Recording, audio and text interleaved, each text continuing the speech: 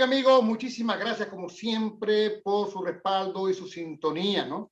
A través de nuestro programa desde USA, a través de nuestro canal YouTube, Venezuela USA ORG. Hoy, bueno, por supuesto, estamos en el tema ya electoral. La oposición tomó una decisión, para muchos sorpresiva, para otros no tanto, con respecto al tema de ir a este proceso electoral. Por supuesto, la situación es que prácticamente se mantiene el dilema político de ir o no ir.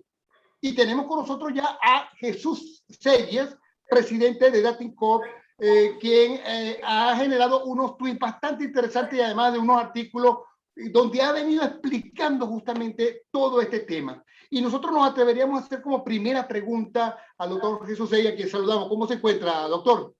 Saludos cordiales, Damaso. Saludos cordiales a todos. Qué bueno, qué bueno. Doctor, mire, a ver, vamos a irnos hacia atrás, hacia el tema de la abstención. ¿Ha servido la abstención para sacar a Maduro del poder de alguna manera, para mantenerlo dentro de ese estamento que lo convierte en usurpador? ¿Ha servido para algo la abstención desde las presidenciales, las parlamentarias y luego para este próximo proceso? Bueno, mira, en realidad la abstención electoral, en otras palabras, también significa una abstención política. Claro. Entonces, no hacer política es absurdo para un político. Hoy veía, por cierto, una manifestación gigantesca que realizó Manuel Rosales cuando se inscribió en el CNE hoy en Maracaibo. Y yo le decía a la persona que me envió el video, yo le decía, si hubiese convocado a esos zulianos para que salieran a la calle a derrocar al gobierno, hubiesen convocado a la misma cantidad de gente. Me dice, sin duda que no. No hubiesen llegado a esa cantidad de gente. Es más, casi no hubiese llegado nadie. Y yo creo que esto responde a todo.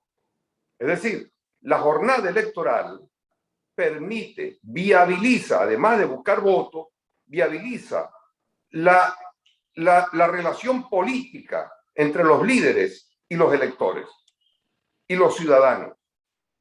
Las elecciones sirven no solamente para buscar el voto para el día de las elecciones, sino también para emitir mensajes, para organizar a la gente, para organizar las ideas, para hacer propuestas, es decir, para hacer política.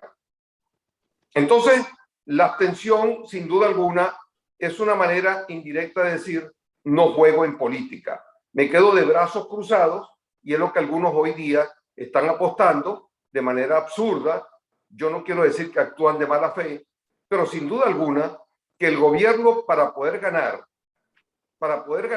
y hacer valer su 20% promedio que tienen a nivel nacional, en unos estados 25, en otros estados 15, pero el promedio es 20%. Para que el gobierno con ese 20% pueda ganar gobernaciones y alcaldías, hace falta tres cosas. Uno, que los suyos vayan a votar, todos, que su 20% vaya a votar. Dos, que los opositores no vayan a votar. Y tres, que los opositores vayan divididos. Pero es un gran problema, porque fíjese, usted siempre lo ha planteado como un gran dilema de la oposición. Algunos señalan que participar en estas elecciones legitima entonces esta dictadura. ¿Qué podría respondernos con respecto a esto? La pregunta que yo hago es a la inversa. ¿Qué proponen quienes hoy piden abstenerse? ¿Qué proponen a cambio? Y yo estoy seguro que cuando uno le formula esta pregunta, no tienen nada que decir, Damaso. Y se pierden en un mar de denuncia y denuncia y denuncia, como que si eso cambia un gobierno. Las denuncias no son una política. Convertir a las denuncias en una política y en tu única manera de actuar políticamente es un absurdo, porque la denuncia es una herramienta para una estrategia, para hacer viable una estrategia, pero no es una política. Entonces, muchos de estos opositores se encierran en decir que si el gobierno es ilegítimo, que el gobierno es asesino, que el gobierno es narcotraficante, que el gobierno no sé qué cosa. Cosa que nadie está negando. Pero es que ese no es el problema. Mira, yo ayer estuve en un debate televisivo con otras personas. Entre ellas había una persona venezolana que es es muy radical. Es de la política y la tendencia de María Corina Machado, de Antonio Ledesma, en fin. Y ella empezó a decir cualquier cantidad de denuncias. Entonces le dije, miren acá, yo les voy a contar a ustedes una pequeña anécdota. Hace muchos años, un candidato a alcalde de Ciudad Guayana, en San Félix concretamente, y en Puerto Ordaz, me invitó a que lo acompañara a un evento que tenía con unos vecinos de un barrio que se llama Vista al Sol allá. Había una cantidad de gente y él empezó con el discurso tradicional. Que si el agua, que si la luz, que es la inseguridad. Y ustedes saben que la inseguridad, gracias a este gobierno asesino, que este es un gobierno que tiene, no hace nada por la seguridad de los ciudadanos, que la AMPA está haciendo lo que le da la gana. En eso una señorita, una doñita, levantó la mano y le dijo, mire, ven acá, hijo. Usted vino aquí a Vistasol a decirnos a nosotros que la inseguridad es un problema. A eso vino usted. Vino a decirme a mí que la inseguridad es un mal de la sociedad. Cuando a mí me mataron hace 30 hijos a un hijo, hace 30 días me mataron un hijo y hace 15 días me mataron al otro. Yo lo que quiero es que usted me diga qué debemos hacer para evitar que me maten el tercer hijo, que es el único que me queda. Es lo que yo quiero saber y escuchar de los políticos. Sí, y el amigo, dígame. El amigo no tuvo nada que responderle. Claro. Y cuando nos retiramos, me dijo, Jesús, me batuquearon. Me pusieron en 3 y 2. Porque una cosa es denunciar y denunciar desde el exterior y otra cosa es hacer política dentro de Venezuela frente a millones de venezolanos que te están pidiendo como político que les diga cómo van a parar de sufrir y que nadie les esté diciendo nada. Eso es frustrante, razón por la cual la mayoría de los venezolanos hoy día rechaza a los políticos, rechaza a los partidos políticos y el 60% de los venezolanos no se considera ya ni chavista ni opositor. Justamente eso, ¿no? Que a pesar del 80% de rechazo que tiene Maduro, ha hecho una estrategia mucho más inteligente. Usted mismo lo dijo en una oportunidad, ha agarrado a la oposición, digamos, a la gran amalgama, que es la oposición con los pantalones abajo, nuevamente en otro proceso electoral que nadie va a negar que va a suceder. Y justamente la gran estrategia de quien es más rechazado en este momento en el país es que la gente piense que no hay salida. En un momento cuando el voto sigue siendo la única salida, por lo menos para los civiles, de tratar de hacer un cambio. Que hay una cosa, Damaso, en 20 años de acción política, donde se han ensayado golpes de Estado, rebeliones populares, manifestaciones de todo tipo, huelgas, de todo, y elecciones. ¿En cuál de todos esos campos ha sido los únicos donde la oposición ha obtenido, aunque sea medianas o pequeñas victorias? En el terreno electoral. En los demás ha salido con las tablas en la cabeza. No está en capacidad de enfrentar al gobierno en condiciones de una confrontación radical y violenta. ¿Por qué? Porque el gobierno tiene un poder de coacción lo suficientemente grande como para poder pelear contigo, que estás en desventaja, de la forma en que yo le dé la gana. ¿Cuál es el gran problema de la oposición?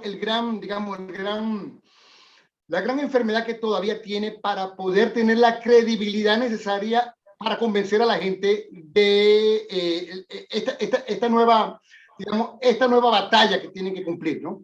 Ya ha madurado lo suficiente, se mantiene la torpeza política dentro de la oposición para poder mantener la unidad. Bueno, mira, para serte franco, aquí hay que aterrizar. Y hay que entender que esto es un problema profundo, esto es un problema serio. Esto es un problema que ni siquiera compete a los venezolanos, esto es un tema mundial. Todas las estructuras políticas mundiales se resquebrajaron. ¿Por qué? Porque ha habido un cambio de eras históricas. La sociedad entró en la era cibernética y la información. Estamos en el postcapitalismo y la mayoría de los partidos políticos están congelados en la historia, congelados en un cementerio de ideas muertas, anclados todavía bajo el dominio de los paradigmas del siglo XIX y del siglo XX, y no cambian. Entonces los partidos perdieron el contacto con la población. Por eso es que en Perú vimos que Pedro Castillo, imagínate tú, entre 30 candidatos, el que menos se imaginaba la gente, iba a ocupar transitoriamente un primer lugar, lo cual lo obligó a ir a segunda vuelta y ganó las elecciones. Y hoy es presidente. Entonces, esa descomposición del sistema político, que no es de ahora, porque Hugo Chávez llegó al poder gracias a la descomposición de Acción Democrática y de COPEI, pero especialmente de Acción Democrática. Porque Luis Alfaro Ucero hundió Acción Democrática, mató las generaciones de relevo, convirtió a AD en un partido al servicio de un caudillo, cuando AD nació para combatir el caudillismo.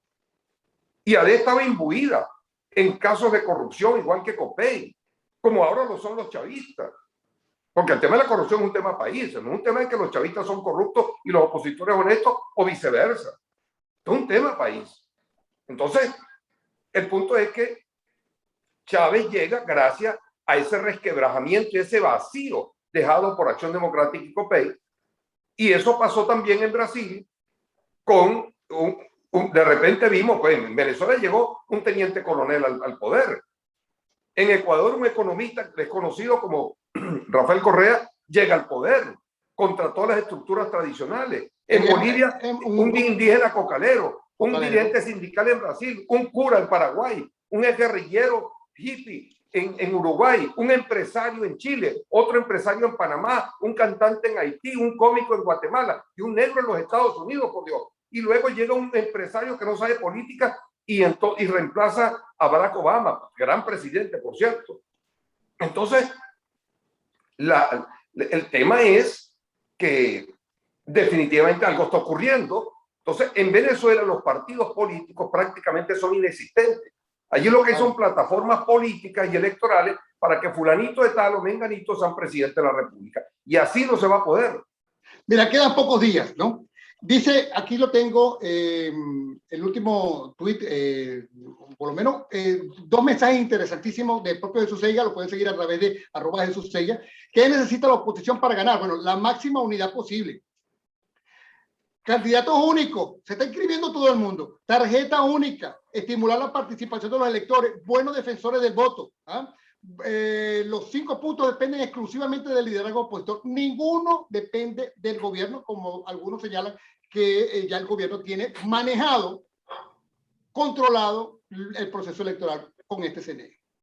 Bueno, igual decían algunos abstencionistas en las elecciones parlamentarias del 2015. ¿Y qué pasó? La oposición arrasó con un CNE dirigido por Tibisay Lucena, con 4 rectores chavistas y apenas 1 de oposición.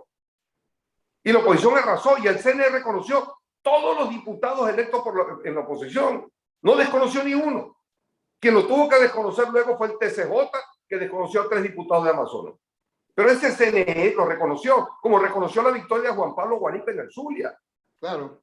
Que es el partido más odiado por los chavistas, junto con Voluntad Popular. Lamentablemente, bueno, la decisión después que todo demostró, el mismo Capriles señaló que fue un gran error, ¿no? Haber abandonado la gobernación. El poder nunca se abandona, ¿no? Pero bueno, así la situación. ¿Qué se necesita para que la oposición pueda perder estas elecciones? Bueno, estimular la abstención como están haciendo algunos dirigentes, fomentar la división interna y 3, seguir en el limbo sin tomar decisiones rápidas y oportunas. Se podrán tomar decisiones en poco tiempo. Las primarias podrían hacer daño del próximo 19 de septiembre hasta el 21 de noviembre, ya para finalizar. Las primarias podrían hacer algún daño a la oposición. Sí, porque es próximamente el 19 de septiembre. ¿Podrían generar, o usted cree que puede haber un discurso conciliador? No.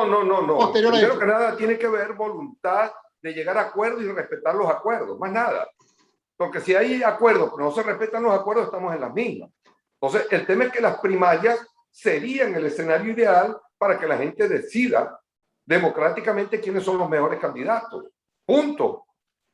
Pero bueno, hay quienes lo deciden hacerlo por consenso, otros por encuesta. En fin, el tema es que la oposición necesita la máxima unidad posible, porque la mitad de la base electoral opositora se fue del país y no vota, no tiene capacidad de votar.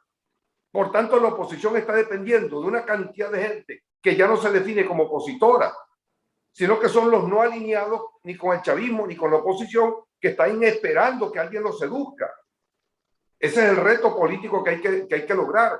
y cada espacio político que tú logres es importante. Mira, yo siempre he dicho que desde 2002, cuando fracasó el golpe del 11 de abril y Chávez volvió al poder, desde ese momento el chavismo comenzó a convertirse en un elefante político.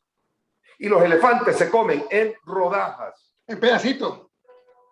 Y entonces las gobernaciones y las alcaldías son parte de las rodajas. ¿Cómo se comió el chavismo a la democracia venezolana? En rodajas también.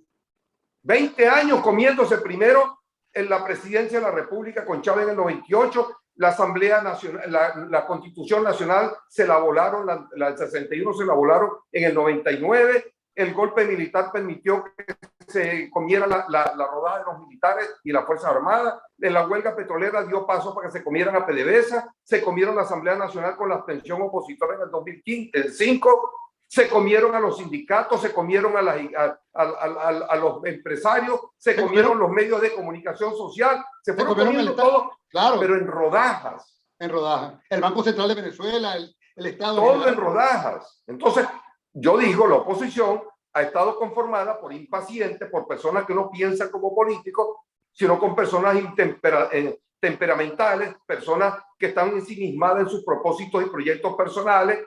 El mesianismo los tiene locos, la reencarnación del caudillismo moderno también los tiene locos, y eso no permite construir una fuerza opositora seria y exitosa.